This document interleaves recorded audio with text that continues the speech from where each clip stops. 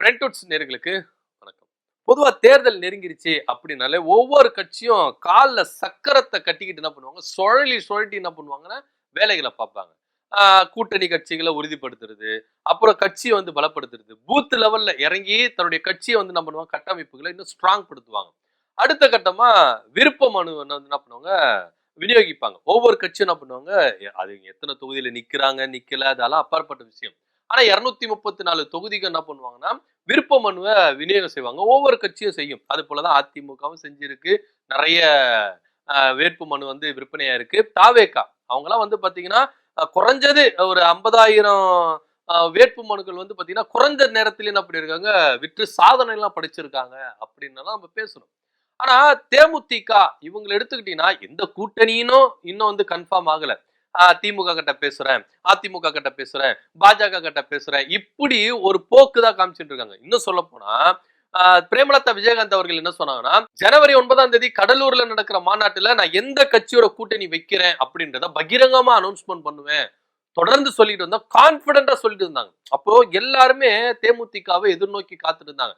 நிச்சயமா இவங்க சொல்ல போறாங்கப்பா. ஏன்னா தேமுதிக அப்படின்றது நீங்க எடுத்துட்டீங்கன்னா குறிப்பா விஜயகாந்துக்கு முன் விஜயகாந்துக்கு பின் அப்படின்னு எடுத்துக்கலாம். ஏன்னா விஜயகாந்த் அவர்கள் கட்சி ஆரம்பிச்சு ஒரு எம்எல்ஏ எடுத்தாரு. அதுக்கப்புறம் அடுத்தடுத்த தேர்தல்ல கட்சியை வந்து என்ன பண்ணாரு, வலுப்படுத்தினாரு. தேர்தல் அங்கீகாரம், அதாவது கட்சியில மாநில அந்தஸ்து அப்படின்ற ஒரு அங்கீகாரத்தை பெற்று 8% வாக்கு வச்சிருந்தாரு. ஆனா இன்னைக்கு விஜயகாந்த் இறப்புக்கு பிறகு இந்த கட்சி வந்து பாத்தீங்கன்னா அதுல பாதாளத்துக்குள்ள போயிடுச்சு. திரும்பவும் இந்த கட்சியை கொண்டு வரணும் அப்படின்ற ஒரு முனைப்போட தான் பிரேமலதா விஜயகாந்த் அவர்கள் என்ன பண்றாங்க, ஒவ்வொரு மாவட்டம் தோறும் என்ன பண்ணாங்க, சென்று என்ன பண்ணாங்க, தன்னுடைய கட்சியை வலுப்படுத்தணும் அப்படின்றது நிர்வாகிகளை சந்திச்சு ஆலோசனை கூட்டத்தெல்லாம் நடத்தினாங்க. இதுல தேமுதிகவுடைய நிலைப்பாடு என்னவா இருந்ததுன்னா, ஒண்ணு திமுக, அப்படி இல்லைன்னா தாவேகா, இந்த இரண்டு கட்சிகளோட தான் கூட்டணி வைக்கணும் அப்படின்ற ஒரு நிலைப்பாட்டுல தொண்டர்களும் இருந்தாங்க அப்படின்றது தான் நிதர்சனமான உண்மையா இருக்கு. ஏன்னா அதிமுக கூடயே கூட்டணி இருந்து பார்த்தாச்சு, பாஜக கூடயே கூட்டணி இருந்து பார்த்தாச்சு, இவங்க 2 பேரும் இருக்கிற கூட்டணியில இருந்து பார்த்தாச்சு.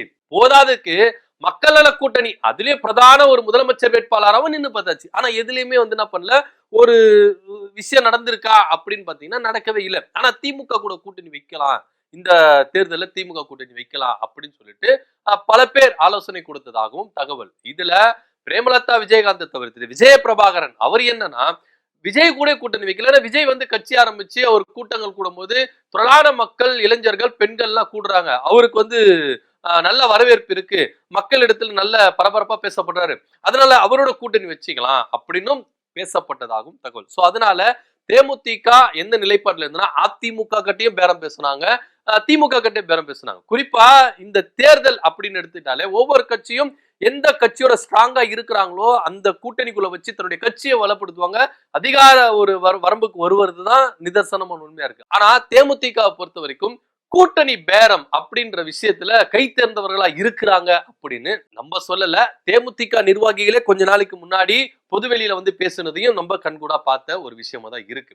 அப்படியா இருக்கும் பொழுது பிரேமலதா விஜயகாந்த் அவர்கள் இன்னும் கட்சியே வலுப்படுத்தல, கூட்டணியே டிசைட் பண்ணல, அதுக்குள்ள 234 தொகுதிக்கும் விருப்ப மனு தாக்கல் பண்ணணும், வந்து வாங்கிக்கங்க அப்படின்னா யாருங்க காசு கொடுத்து வாங்குறது? இந்த கட்சியில இருக்க போறேன்னு தெரியல, அவங்க எவ்வளவு சீட்டு கொடுக்க போறாங்கன்னு தெரியல. ஆனா அதுக்குள்ளாகவே 234 தொகுதிக்கும் விருப்ப மனு வந்து வாங்கிக்கோங்க அப்படின்னு சொன்னா யாரும் வாங்குறதுக்கு வரல. தேமுதிக அலுவலகம் காத்து வாங்குது. ஏன்னா ஒருத்தர் கூட போகல. போன செய்தியாளர்கள் எல்லாம் சுத்தி முட்டி எடுக்கிறாங்க. யாருன்னா ஒருத்தர் வந்துட மாட்டாங்களா, பொக்கிஷ மாதிரி அவரை வந்து ஒரு பைட்டு போட்டுற மாட்டோமா அப்படின்னு கூட எல்லாரும் வெயிட் பண்ணி பார்த்தாங்க. ஆனா ஒருத்தரும் வரல, ஒரு வேட்பு மனு கூட விற்பனை ஆகல. குறிப்பா தேமுதிகல இருந்து என்ன ஒரு குற்றச்சாட்டை முன்வைக்கிறாங்க அப்படின்னா, இந்த கட்சி விஜயகாந்துக்கு அப்புறம் குடும்ப கட்சியா மாறிடுச்சு. பிரேமலதா விஜயகாந்த் அவர்களும், சுதீஷ் அவர்களும், விஜய பிரபாகரன் அவர்களும், இந்த 3 பேரும் தான் கட்சியில ஒரு பெரிய அறியப்பட்ட ஒரு முகமா இருக்காங்க. ஏன் 2ஆம் கட்ட தலைவர்கள் கூட யாரும் வந்து வெளியே வரல. இப்ப பார்த்தசாரதிக்கு கூட வந்து பாத்தீங்கன்னா அவ்வளவு வெளியே வருது இல்ல. அந்த ரேஞ்சுக்கு வந்து நான் பண்ணிச்சு தேமுதிக கட்சி போயிருச்சு. ஆனா இருந்தாலும் எல்லாரும் கேட்கலாம், அப்ப எப்படி போற இடத்துல தான் கூட்டம் வருது, கடலூர்ல அவ்வளவு பேர் மாநாடு நடத்துனாங்களே அப்படியே அதுக்கெல்லாம் வராங்க. கட்சியில வந்து பாத்தீங்கன்னா அவங்க வந்து கட்சியில ரொம்ப ஈடுபாடா இருக்கிறாங்க. ஆனா கூட்டணி யாரோட கூட்டணி அப்படின்றது வந்து டிசைட் பண்ணல. நீங்க விருப்ப மனு தாக்கல் வந்து பண்ணியே நீங்க கலெக்ஷன் அல்லணும் அப்படின்னா எப்படி சார்? எங்களுக்குன்னு ஒரு அங்கீகாரம் இருக்கும்ல, எங்களுக்குன்னு ஒரு அதிகாரம் வேணும்ல, அதை ஒரு முதல்ல டிசைட் பண்ணுங்க. இந்த கட்சியோட தான் கூட்டணி அப்படின்றத டிசைட் பண்ணுங்க. எத்தனை தொகுதின்னு பாருங்க. அதுக்கப்புறம் நீங்க வந்து வேட்பு மனு வந்து என்ன பண்ணலாம், விருப்ப மனுவை நீங்க வந்து விநியோகம் பண்ணலாம். அதுக்குள்ளாகவே எந்த கூட்டணின்றதே முடிவு பண்ணல. ஆனா அதுக்குள்ளாகவே நாம வந்து வேட்பு மனுவை வந்து நம்ம விநியோகம் பண்ணனா எப்படி? நாங்க எங்க கை காசை போட்டு நாங்க என்ன பண்ணோம், வாங்கணும். அது 10,000மோ 5,000மோ நாங்க வாங்கணும்.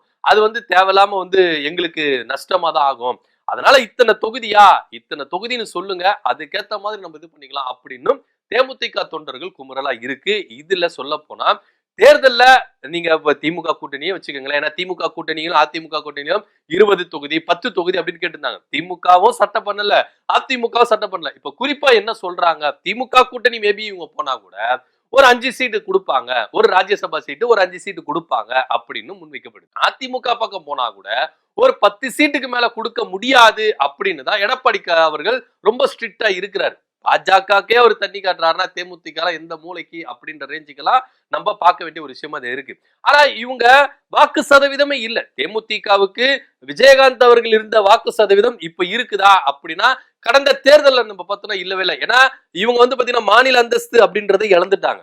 அந்த அளவுக்கு தேமுதிக வந்து தேஞ்சி தேஞ்சி கட்டெரும்பாயிருச்சு அப்படின்ற ஒரு நிலைமைக்கு தான் இருக்கு. இதன் மத்தியில தேமுதிக அலுவலகம் அனௌன்ஸ்மெண்ட் பண்ணாங்க, விருப்ப மனு தாக்கல் பண்ணுங்க, யார வேணா வந்து வாங்கிக்கலாம் அப்படின்னு சொன்னாங்க. ஆனா 4 நாள் ஆகியும் யாரும் வந்து வாங்கவில்லை. மேல்மட்ட நிர்வாகிகள் வந்து இப்ப நீங்க உதாரணத்துக்கு நம்ம எடப்பாடி பழனிசாமி கூட எடுத்துக்கோங்களேன். அவர் வந்து அனௌன்ஸ்மெண்ட் பண்ணார். அனௌன்ஸ்மெண்ட் பண்ணி நிறைய பேர் என்ன பண்ணாங்கன்னா அவங்க நிக்கிறாங்களோ இல்லையோ, எடப்பாடி பழனிசாமி இந்த தொகுதியில நிக்கணும், எங்க பொதுச் செயலாளர் இந்த தொகுதியில நிக்கணும் வாங்குறாங்க. விருப்ப மனு வாங்கி பதிவு பண்ணாங்க. ஆனா அந்த அளவுக்கு கூட தேமுதிகல பிரேமலதா விஜயகாந்த் அவர்கள் வந்து நிக்கணும், எங்க தொகுதியில் நிக்கணும், அந்த தொகுதியில் நிக்கணும் சொல்லிட்டு யாருமே ஒருத்தர் கூட வந்து வாங்கலையே. அப்போ பிரேமலதா விஜயகாந்த் அவருடைய பவர் கம்மி ஆயிருச்சா அப்படின்ற ஒரு குற்றச்சாட்டும் இங்க முன்வைக்கிறாங்க. நான் முதல்ல சொன்ன மாதிரிதான் தேமுதிக அப்படின்றது ஒரு குடும்ப கட்சியா மாறிடுச்சு. இதுல வந்து பாத்தீங்கன்னா 2ஆம் கட்ட தலைவர்கள் வெளியே வரமாட்டாங்க. பிரேமலதா விஜயகாந்த், சுதீஷ், அதே போல விஜய் பிரபாகரன், இவங்க 3 பேரும் தான் இதுல அதிகாரம் மிக்கவர்களா இருக்கிறாங்களே கண்டி தேமுதிக அப்படின்றது ஒரு குடும்ப கட்சியா மாறிடுச்சு. இதுல யாரும் இவங்க வளர விட மாட்டாங்க அப்படின்ற ஒரு மனநிலைமைக்கு போனதுனாலதான் இப்போ விருப்ப மனுவை வாங்குறதுக்கு யாரும் முன் வரவில்லை. எத்தனை தொகுதின்னு தெரியல, எந்த கட்சி கூட கூட்டணி என்று தெரியல, இதெல்லாம் தெரியாம நாங்க எங்க காசை கரியாக்குறதுக்கு நாங்க விரும்பல அப்படின்னு தேமுதிக தொண்டர்கள் குமுறதையும் இங்க நம்ம பார்க்க வேண்டியதா இருக்குது. நீங்க ஃபர்ஸ்ட் முதல்ல எந்த கட்சியோட கூட்டணி அப்படின்றத டிக்ளேர் பண்ணணும், எத்தனை தொகுதி அப்படின்றத டிக்ளேர் பண்ணணும். இதெல்லாம் நீங்க வாங்கிட்டு இதே விஜயகாந்த் அவர்கள் இருக்கும் பொழுது அனௌன்ஸ்மெண்ட் வந்த உடனே கூட்டமா போய் நிப்பாங்க. இதே தேமுதிக அலுவலகத்துல எப்படி நம்ம பார்த்திருக்கோம், விருப்ப மனு தாக்கல் எலெக்ஷன் அப்படின்னு வந்துட்டாலே அது வந்து கார்பரேஷன் எலெக்ஷனா இருக்கட்டும், இல்ல சட்டமன்ற எலெக்ஷனா இருக்கட்டும், எம்பி எலெக்ஷனா இருக்கட்டும், ஏதோ ஒரு எலெக்ஷன் அப்படின்னு வந்துட்டாலே அந்த அலுவலகமே அப்படியே கலகலக்கட்டும். ஆனா இப்ப தேமுதிக அலுவலகம் அப்படின்றது வந்து பாத்தீங்கன்னா கொஞ்சம் டல்லாவே இருக்குது. தேர்தல் நெருங்கிருச்சு, ஆனா ஒரு பரபரப்பே இல்லாம இருக்கிறாங்க அப்படின்றதுதான் நிதர்சனமான உண்மையா இருக்கு. பொறுத்திருந்து பார்க்கலாம் என்னென்ன நடக்க போகுது அப்படின்றத. தேமுதிக அலுவலகத்துல விருப்ப மனு வாங்குறதுக்கு யாருமே முன்வரவில்லை.